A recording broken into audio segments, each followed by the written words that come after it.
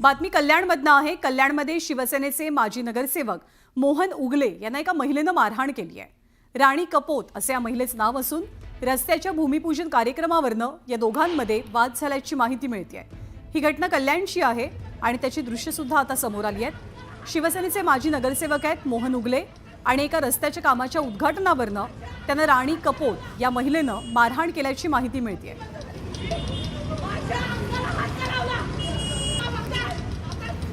हा सगळा राडा, हा सगळा गोंधळ कल्याणमध्ये झालेला आहे।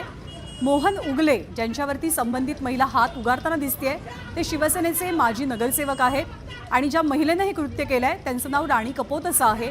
रस्त्याच्या कामाच्या भूमिपूजनाच्या संदर्भात या दोघांमध्ये वाद झाल्याची माहिती आहे।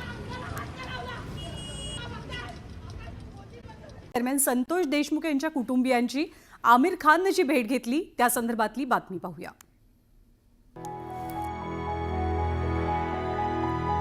पुण्यात पाणी फाउंडेशनच्या कार्यक्रमात अभिनेता आमिर खान यांनी मसाजोगचे सरपंच संतोष देशमुखांच्या कुटुंबातील व्यक्तींची भेट घेतली। संतोष देशमुखांचे बंधू धनंजय देशमुख आणि संतोष देशमुखांचा मुलगा विराज हे आमिर खान यांच्या भेटीसाठी आले। या भेटीवेळी आमिर खान भावुक झाले। या भेटीचं कारण म्हणजे 2017 पासून स्वर्गीय संतोष देशमुख आमिर खानच्या पाणी फाउंडेशनसाठी काम करत होते। मसाजोग परिसरात श्रमदानासाठी पाणी फाउंडेशननं पुढाकार घेतला। त्यात संतोष देशमुखांनी महत्त्वाची भूमिका बजावली आणि त्याच जाणीवेतून आमिर खाननं देशमुख कुटुंबियांची भेट घेतली।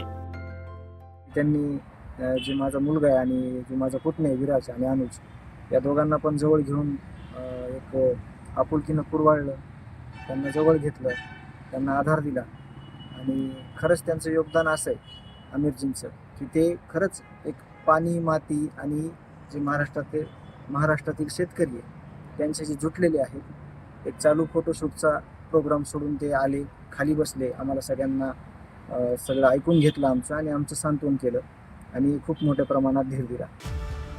9 डिसेंबरला संतोष देशमुख यांचं अपहरण करून निर्घृण हत्या करण्यात आली आणि मराठवाड्यासह अवघा महाराष्ट्र हादरून गेला। 13 डिसेंबरला झालेल्या बीड बंदनं या घटनेकडे सगळ्यांचं लक्ष वेधलं। ठिकठिकाणी आंदोलनं झाली। जनरेट्यामुळे मुख्य आरोपी वाल्मिक कराड आणि त्याच्या साथीदारांवर मकोका अंतर्गत कारवाई करण्यात आली। दरम्यान धनंजय मुंडेंना मंत्रिपदाचा राजीनामा द्यावा लागला। एकीकडे या प्रकरणी राजकीय नेते अंग चोरत असताना आमिर खाननं मात्र देशमुख कुटुंबियांची भेट घेतली आहे। Bureau report, news 18 Lokmat.